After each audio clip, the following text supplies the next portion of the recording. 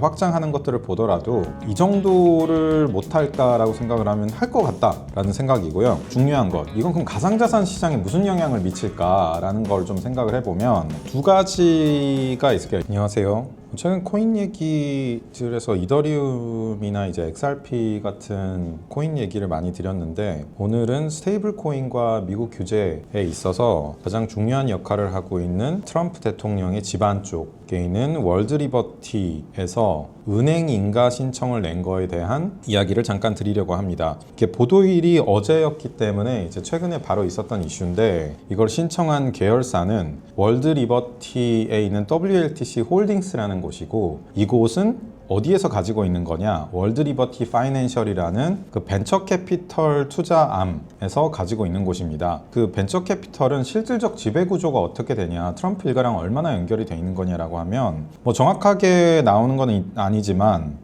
의사결정에 대한 거는 안 가지고 간다고 돼 있어요. 이게 어떻게 보면 정치적으로 트럼프 일가에서 이거를 좀 분리를 해가지고, 우리는 그 이해상충이 있지 않다라는 거를 가져가기 위한 명분상에서 경영에 개입하지 않는다라고 해서 의사결정권에 대한 지분은 안 가지고 가고 있고요. 다만 가져갈 수 있는 건 수익권이에요. 거기서 어떤 토큰 판매든 어떤 형태든 수익이 나왔을 때는 토큰 판매 순수익의 75%, 운영 수익에서는 60%를 가져갈 수 있게 되기 때문에 사실상 잘 됐을 때 경제적인 이익권들은 다 가져갈 수 있는 구조가 되어 있습니다. 그래서 비의결권이라는 형태로 이해상충 분리를 해놨지만, 실질적으로는 트럼프 일가에 굉장히 강하게 결속되어 있는 게 맞다라고 지배구조를 이해하시면 되고요. 이번에 그러면은 그 WLTC에서 신청한 은행업은 뭐냐라고 하면, 제가 한 달 전이었었나 얘기 드렸던 앵커리지라는 곳이 있어요. 미국에 이제 인가된 그 디지털 수탁사인데, 거기에서도 똑같은 거를 냈었어요. 그래서 일반 이제 상업은행 처럼 예금 받고 대출해주는 그런 형태의 은행이 아니라 그 신탁은행, 수탁 중심의 은행이라서 스테이블 코인 사업에 대한 발행이나 상환을 할 수 있는 거, 뭐 디지털 자산에 대한 수탁할 수 있는 거, 그 스테이블 코인에 대한 뭐 전환, 기관 대상으로 서비스를 할 수 있는 이런 것들을 할 수 있는 형태의 조금 더 특화된 은행업 라이선스라고 보시면 될 것 같습니다. 그래서 앵커리지 디지털에서도 받은 적이 있기 때문에 최초는 아니지만, 그 가상자산 사업자였던 앵커리지 디지털이 아니라 지금 실세인 미국 대통령의 일가에서 추진하는 데에서 이걸 신청을 했다라는 거에서 굉장히 이제 고무적인 사건으로 보고 있고요. 이게 통과될 거냐 아니냐라고 봤을 때는 뭐 잘 모르지만 개인적으로는 되지 않을까 싶어요. 최근에 이제 서구권에 대한 영향력을 직접적으로 다양한 수단을 통해서 이제 확장하는 것들을 보더라도 이 정도를 못할까라고 생각을 하면 할 것 같다라는 생각이고요. 중요한 것, 이건 그럼 가상자산 시장에 무슨 영향을 미칠까라는 걸 좀 생각을 해보면 두 가지가 있을게요. 양날의 이제 검일 수도 있는데, 일단 첫 번째로는 트럼프 일가에서 이런 수탁, 그 스테이블 코인과 페이먼트랑 이런 것들을 가속화하고 기관 수탁을 장려할 수 있는 이런 형태의 신탁형 은행의 라이선스를 받게 되면 앞으로 더 빨라지겠죠. 저기도 해줬는데